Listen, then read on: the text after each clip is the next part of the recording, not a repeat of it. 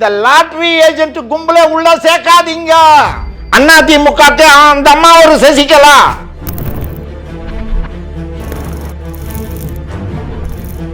இந்த குடிகாரன் பேச்சை கேட்டு சிவி சண்முகம் பேச்சை கேட்டு செவுத்துல வச்ச பந்து மாதிரி திரும்பி மறுபடியும் அதிமுக வந்து சேர்ந்துட்டாங்க.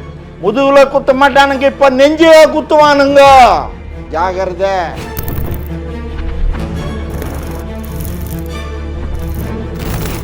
நீ யாரா நாய? டேய் நாய, தொக்குலக்கு ரமேஷ். இந்த லாட்டரி ஏஜென்சி இந்த மாஃபியா கேங்க உள்ள சேர்த்து வச்சுட்டாரு. இந்த சீனாத வந்து அந்த லேடி பேரு கட்சியில் ஊத்தி இந்த 32 பேருன்னு நம்ம கட்சியில இருந்து கெலிச்சிட்டு போனாங்கல்ல, இவங்களுக்கு அந்த ஊர்ல செல்வாக்கு இல்ல. கொடும்பாவி கொளுத்துறாங்க, விரட்டி அடிக்கிறாங்க. உங்கள் ஆரோக்கியத்தின் ஊற்று நண்பன் ஹெல்தி ஸ்வீட் ஃப்ளோர் உடனே ஆர்டர் செய்யுங்கள். 4ஆம் துணை நேயர்கள் அனைவருக்கும் வணக்கம். இன்று நம் நிகழ்ச்சியின் சிறப்பு விருந்தினர் அதிமுகவின் மூத்த முன்னோடி தொண்டன் ஓம்பொடி பிரசாத் அவர்கள் இணைந்துள்ளார். வணக்கம் சார். வணக்கம். அதிமுகவே இரண்டாக பிரிந்திருக்கிறது அப்படின்று பேசியிருந்தோம் போன காணொலியில. ஆனா இந்த முறை பாத்தீங்கன்னா 2 பேரும் ஒன்றிணைந்திருக்காங்க. வாபஸையும் வந்து திருப்பி பெற்றிருக்காங்க. நாங்க தாவேக்கா கழிச்ச அந்த ஆதரவு வாபஸை நீங்க எங்களுக்கு திருப்பி கொடுத்துருங்க, நாங்க ஆதரவு அளிக்கல அப்படின்னு. ஏன் இந்த திடீர் மாற்றம், என்ன நடக்குது? அதிமுக 2 ஆட்சி அப்படின்னு சொன்னீங்க. அனைத்து இந்திய அண்ணா திராவிட முன்னேற்ற கழகம் புரட்சி தலைவர் காலத்திலிருந்து பல பேர் இதே மாதிரி போய் காணாமல் போனவர்கள் பட்டியல் இருக்குது. அதே மாதிரி தான் இப்போ இந்த சில பேர் ஏதோ அவருக்கு மந்திரி பதவி கட்சிடும் அப்படின்னு சொல்லிட்டு இந்த குடிகாரன் பேச்சை கேட்டு சிவி சண்முகம் பேச்சை கேட்டு எல்லாரும் உன்னால நான் கட்ட என்னால நீ கட்ட அப்படின்னு சொல்லிட்டு செவுத்துல வச்ச பந்து மாதிரி திரும்பி மறுபடியும் அதிமுக வந்து சேர்ந்துட்டாங்க. ஆனா ஏன் சேர்ந்தாங்க? அதோட பின்னணி என்ன? திடீர்னு அவ்வளவு நேரம் வந்து ஆதரவு எங்களுக்கு விஜய் அவர்களுக்கு தான் சொல்லிட்டு இருந்தாங்க. அதை அங்க சேர்க்க மாட்டேன்ட்டாங்க. பதவி கிடையாது. பதவி இல்லைனாக்கா அவங்க பதவிக்காக தான் நம்ம அவங்க இருக்காங்க. பதவி இல்லைன்னா அவங்களால ஒரு நிமிஷம் கூட வீட்டில் தூங்க முடியாது அவனுங்களால. புரியுதுங்களா? அந்த மாதிரி பதவி பித்தர்கள்.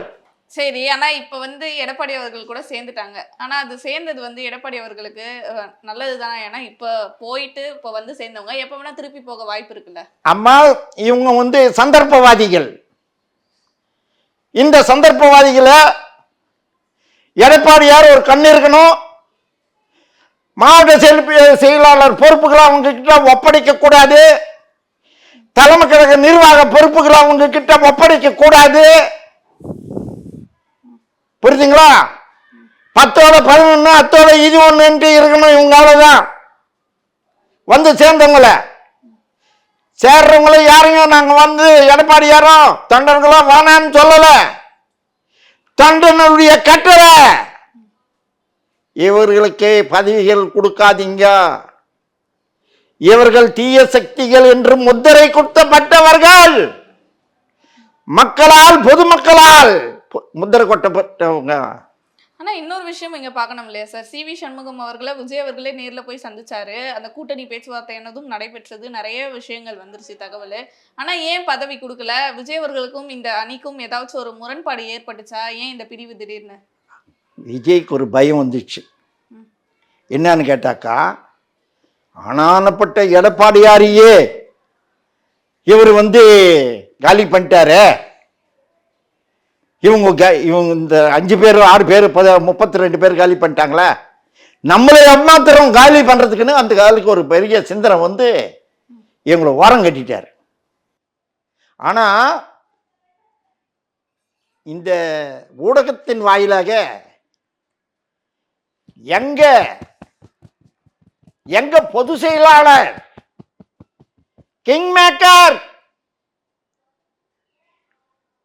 புரட்சி தமிழருக்கு ஒரு வேண்டுகோள். தயவு செய்து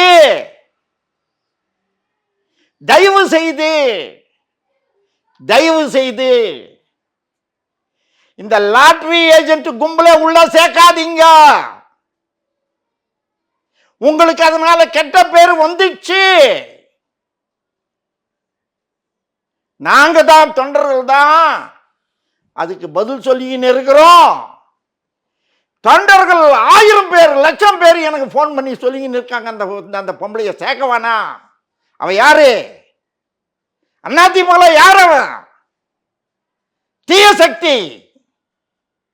அவளை எப்படி தீட்டு கொடுத்தீங்கன்னு கேட்கறாங்க. பதில் சொல்ல முடியல. அதுக்கு எனக்கு விட கிடைக்கல. நான் யார்கிட்ட போய் கேட்கறது? தயவு செய்து அந்த அம்மாவெல்லாம் கட்சியில பெரிய பொறுப்பெல்லாம் கொடுத்துடாதீங்க. போகுதா போட்டோம். பல நாய்ங்க, நன்றி கெட்ட நாய்ங்க போன மாதிரி அதுல ஒண்ணு இது.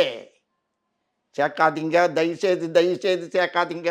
இந்த 32 பேருன்னு நம்ம கட்சியில இருந்து கெலிச்சிட்டு போனாங்கல்ல, இவங்களுக்கு அந்த ஊர்ல செல்வாக்கு இல்ல. கொடும்பாவி கொளுத்துறாங்க, விரட்டி அடிக்கிறாங்க.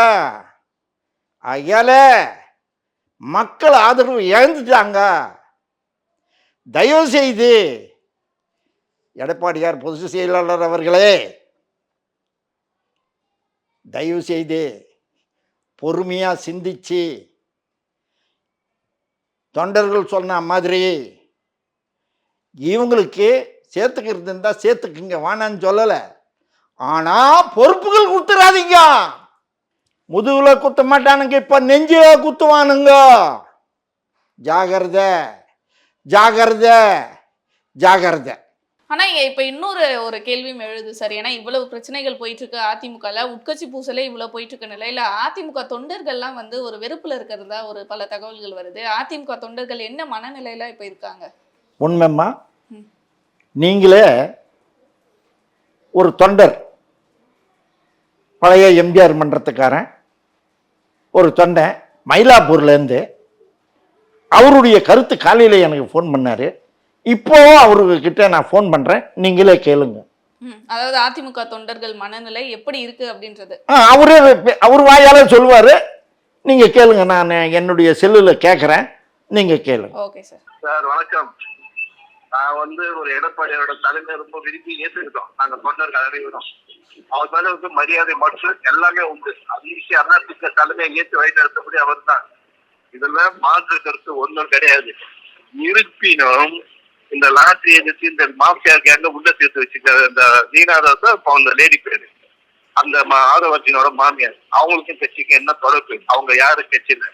இதனால பல அங்க இருக்கிறோம். அந்த உடனே இதை பரிசீலனை பண்ணி அந்த பொம்பளைய கட்சியில விட்டு நீக்கணும். அடிப்படை உறுப்பினர் எதிர்ப்பு எல்லாத்தையும் நீக்கணும். அந்த கட்சிக்கு அவங்களுக்கு எந்த ஒரு தொடர்பும் கிடையாது.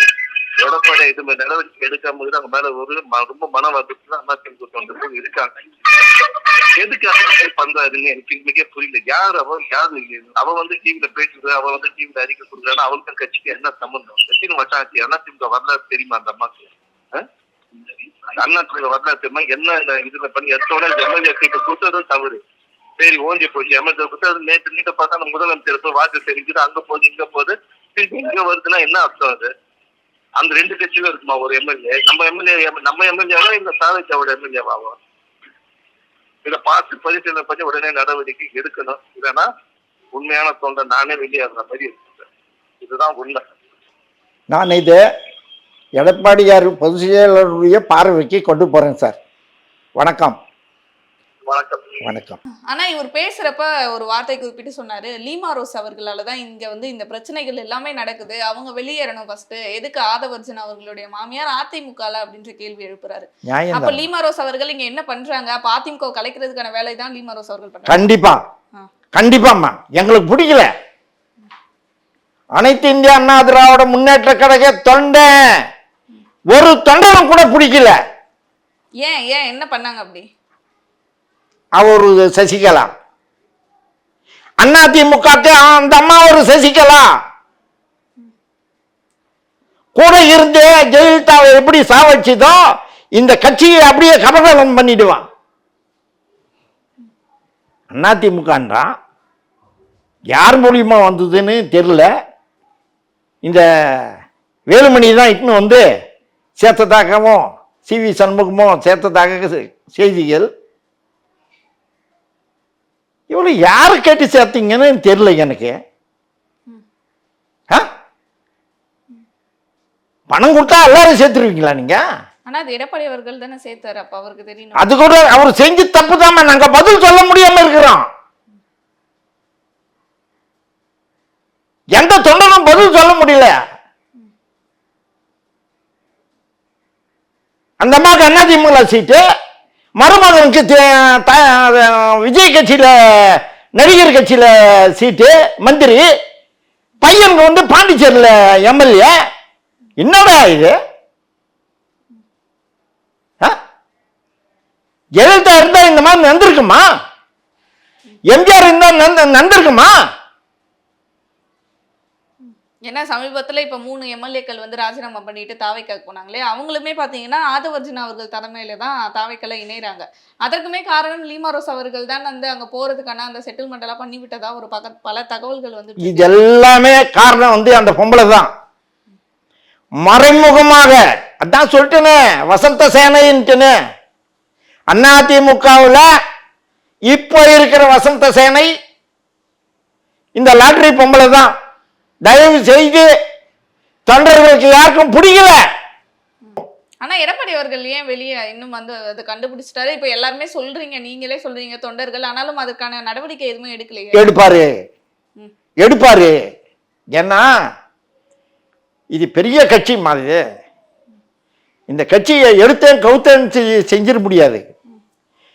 ஏதோ இந்த வேலுமணி, இந்த குடிகாரன் சண்முகம் இவங்க பேச்சை கேட்டெல்லாம் செஞ்சுக்கிட்டாரு. இனிமேல் அவரு துரோகி, கூட இருக்கிற துரோகி யாருன்னு கண்டுபிடிச்சிட்டாரு. இதுவரைக்கும் தெரியாம இருந்தது, நம்பிட்டாரு. உண்மையிலேயே நம்பினாரு. விஜயபாஸ்கரை எப்படி நம்பினாரு தெரியுமா? நியமடா அந்த மாதிரி துரோகி கூட்டம். ஏங்க எடப்பாடியாரு கொஞ்சம் இதுல தோத்துட்டாக்கா நீங்க போயிடுவீங்களா? அப்போ எடப்பாடியாரு கழிச்சிட்டாக்கா நீ என்ன பண்ணிப்பீங்க? கண்டாமணி வாசிப்பீங்களா? என்னடா இது? டே கேடி பசங்களா, உங்களை தான்டா, உங்களுக்கு மரியாதைன்றதே கிடையாதுடா. இந்த ஓடிகாலி பசங்க ஓடி போய் வந்தானுங்க பாரு, அவனுங்களை தான் சொல்றேன் நான். அது எவனா இருந்தாலும் சரிதான். நீங்க இன்னொரு விஷயமும் பார்க்கணும் சார். எடப்பாடி அவர்கள் மேல எவ்வளவு விமர்சனங்கள் குறைகள் சொன்னாலுமே இப்ப எடப்பாடி அவர்கள் என்ன சொல்றாருன்னா, நீங்க வந்து விஜய் அவர்கள் தொடர்ந்து இந்த குதிரை பேரத்தை நீங்க வந்து பேசிட்டே தான் இருக்கீங்க, இப்ப வரைக்கும் குதிரை பேரத்தை நீங்க விடல அப்படின்ற மாதிரி ஒரு குற்றச்சாட்டு வச்சிருக்காரு. உண்மை. அது மட்டும் இல்லாம இன்னொரு விஷயம் என்னன்னா, இப்ப விஜய் அவர்களுக்கு அதிமுகல இருந்து அங்க போறதும் அங்க இருந்து திருப்பி இங்க வரதும்ன்ற அந்த மாத்தி அந்த போயிட்டு வர்றதுன்னா தகவல் வந்து தொடர்ந்து பேசப்பட்டு வருது. இதே மாதிரியே போயிட்டு இருந்தா இந்த கட்சியோட நிலை என்ன ஆகும்? இது எதற்காக இந்த வேலை நடக்கிறது? இது யார் பண்றாங்கன்ற ஒரு கேள்வி வருது. இது வந்து அதிமுகவை சிதைக்கணும், அதிமுகவை பழி வாங்கணும் அப்படின்ட்டு பல பேருக்கு இருக்குது. பல பேருக்குன்னா எதிர்கட்சிகளுக்கு இருக்குது, எல்லா எதிர்கட்சிகளுக்கும் இருக்குது. என்னடா எடப்பாடியை சாய்க்க முடியலையே, இப்படி போனா அப்படி வர்றாரு, அப்படி போனா இப்படி வர்றாரு, அடிக்கவே முடியலையே அப்படின்னு சொல்லிட்டு கடைசி ஆயுதமா இது எடுத்திருக்காங்க. தோல்வி, எல்லாருக்கும் தோல்வி அடைவீங்க. எதிர்கட்சிக்கு அத்தனை பேருக்கு தோல்வி அடைவீங்க. எடப்பாடி கிட்ட தோல்வி அடைவீங்க நீங்க. ஆனா முக்கியமா இதுல ரோல் பண்றது யாரு சார்? விஜய் அவர்களா இல்ல ஸ்டாலின் அவர்களா? இந்த கட்சியை உடைக்கணும்ன்ற அந்த எண்ணம் வச்சிருக்கிறது யாரு அதிகம்? அம்மா எல்லாருமே தம்மா. நான் இவரு தான் அவரு தான் சொல்ல மாட்டேன். எல்லா கட்சியிலும், எல்லா எதிர்கட்சிகளும், புரியுதுங்களா?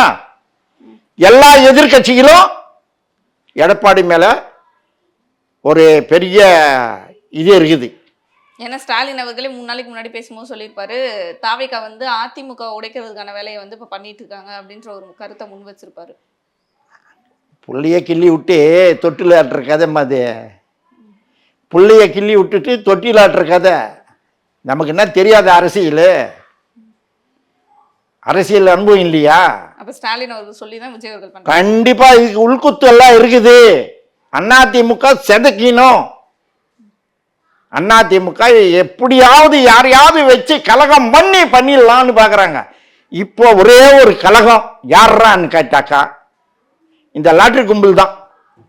அந்த பொம்பளை நீக்கிட்டாக்கா இவனுங்க எல்லாம் அடங்கிடுவானுங்க. யாரெல்லாம்? இந்த 32 பேர் போனானுங்க பாத்தீங்களா, எல்லாரும் அடங்கிடுவானுங்க. எல்லாம் பீஸ் போயிடும். இதுதான் தொண்டனுடைய நிலைமை.